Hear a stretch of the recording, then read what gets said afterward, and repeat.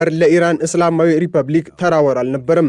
ይልቁንም የሺህ ዓመታት የታሪክ ክብርና የ47 ዓመታት የአብዮት ግርማ ሞገስ በቴህራን አዋራማ ጎዳናዎች ላይ ተዝረክርኮ የወደቀበት የሀገሪቱ ምሰሶ የሆነው አያቶላ አሊ ካሚኒ በአሜሪካና በእስራኤል ጥምር የአየር ጥቃት የተገደሉበት ጥቁር የታሪክ ምዕራፍ እንጂ።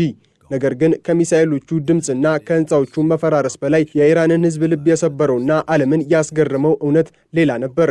ጥያቄው እስራኤል እንዴት ገደለቻቸው የሚል ሳይሆን ከመሪው ጎን ተቀምጠው አብረውት ምግብ የሚበሉ አብረውት የሚጸልዩና የሀገሪቱን ሰላም እንዲጠብቁ አደራ የተሰጣቸው እነማን አሳልፈው ሰጧቸው የሚለው እጅግ አሳዛኝ ጥያቄ ነበር። በዚህ የክህደት ድራማ ውስጥ ሁለት ሰዎች እንደ ዋነኛ የጥፋት መሐንዲስ ይጠቀሳሉ። ፕሬዝዳንት መሱድ ፔዜሽኪያንና የቁድስ ኃይል አዛዥ እስማኤል ቃኒ። እነዚህ ሁለት ግለሰቦች በታሪክ ታይቶ በማይታወቅ መልኩ የሞሳድ የትሮጃን ፈረሶች በመሆን የኢራንን የደህንነት መዋቅር ከውስጥ እንደ ምስጥ በልተው ጨርሰውታል።